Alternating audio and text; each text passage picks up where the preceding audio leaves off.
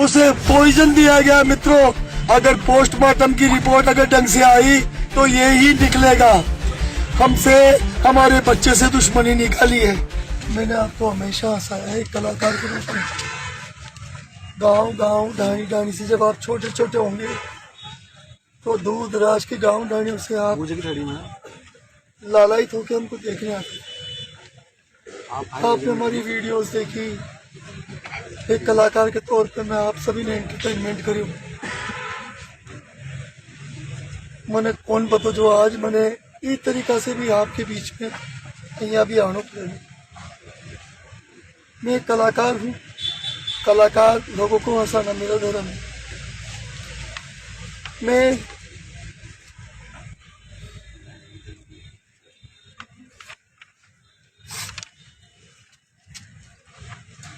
अपना काम धंधा जो भी मेरी कलाकार वाली थी उस कमजोर स्थिति के अंदर भी, क्योंकि मैं साउथ या मुंबई में तो हूँ नहीं जो लाखों करोड़ों मिलते हैं। एक मजदूर की तरह मैं मजदूरी करता गया और ऐसा करते करते भी मैंने बच्चे को पढ़ाया।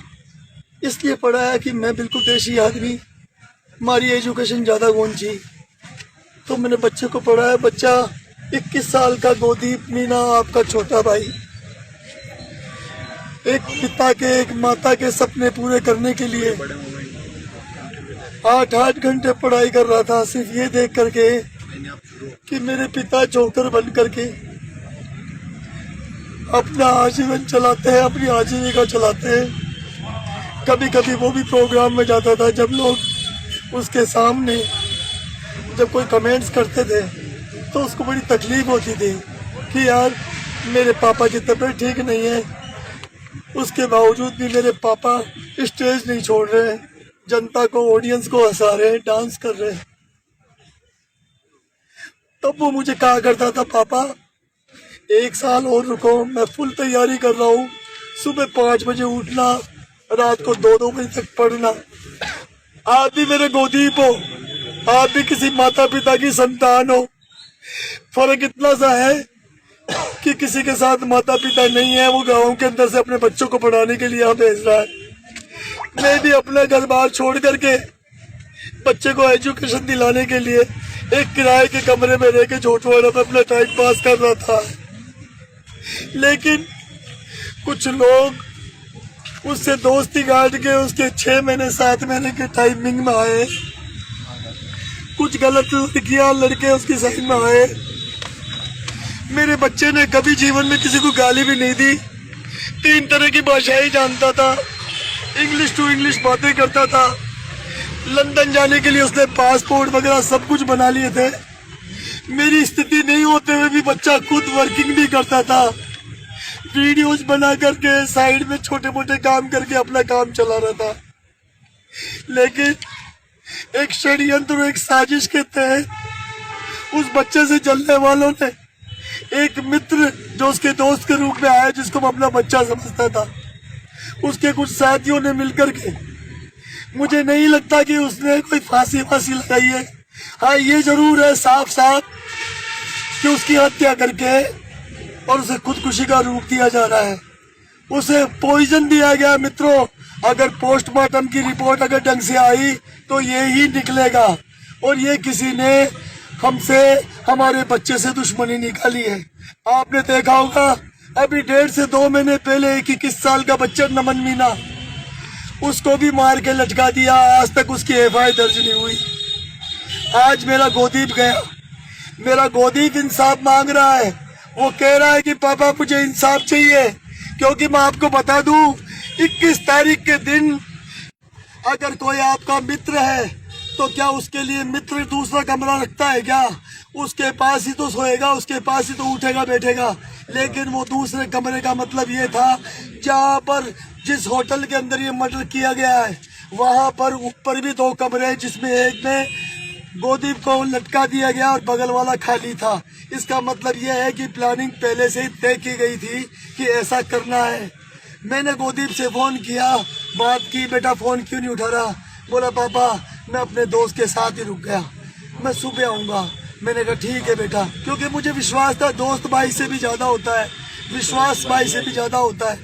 सुबह जब 10 बजे आया तो वो बिल्कुल उसका चेहरा उतरा हुआ था। मैंने ये सोचा कि मैं से डांटूंगा, इसलिए डर रहा है। वो आके और उसने कहा पापा डॉग, और इस तरह से वो बच्चा आके बैठ गया। मैंने उसके सर पे हाथ रखा। उसके बाद वो एक पराठा खा के निकला। मैंने कहा जा रहा है?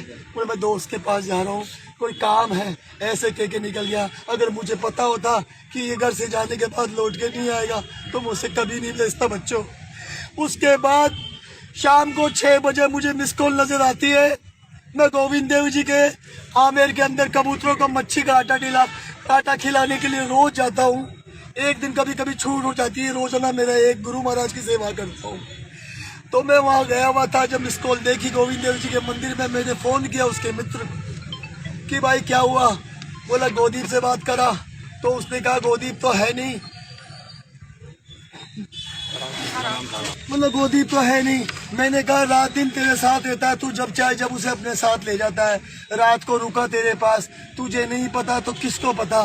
बोला मैं अंकल मालूम करता हूँ। उसके बाद 1 मिनट 2 मिनट बाद फिर फोन आता है। बोला मैंने 2-3 जगह मालूम कर लिया। अब आप बताओ क्या 2-3 जगह मालूम कर सकते हैं? और जबकि ये कह रहा था कि गोदीप का फोन स्विच ऑफ आ रहा है। स्विच ऑफ आने के बाद फिर उसको कैसे पता? जब मैंने पूछा कि और जगह ट्राई कर, बोला अंकल मैं ट्राई करता हूँ। और फिर 2-3 मिनट बाद ही फिर वापस फोन करता है। मेरे पास टाइमिंग भी है। वो कहता है कि मैंने पता लगा लिया, वो किसी होटल में रुका हुआ है। अब मित्रों आप ही बताओ, जो दोस्त जिसको पहले पता नहीं, अचानक कैसे पता चल गया कि वो होटल में रुका हुआ है? साफ साफ षड्यंत्र मालूम पड़ता है। उसके बाद मैंने कहा भाई तू जाके मेरी बात करा। होटल पे जाके मेरे को बोलता है कि दरवाजा बंद है। मैंने दरवाजा बंद है तो खटखटा दे, मेरी बात तो करा। और फिर बाद में ड्रामा करता है, अंकल फटाफट आ जाओ, अंकल फटाफट आ जाओ। मैं जैसे ही वहाँ पहुँचता हूँ, वहाँ पे बाहर एक एम्बुलेंस खड़ी थी, पुलिस की गाड़ियाँ खड़ी थी, बहुत सारे तमाशबीन लोग खड़े थे। कौन मर गया, कौन नहीं मरा, और मैं अंदर दहाड़े। उससे जब मैं वहाँ होटल पे पहुँचा, उससे पहले पुलिस के कई फोन आए मेरे पास, आप कहाँ हो, आप कहाँ हो?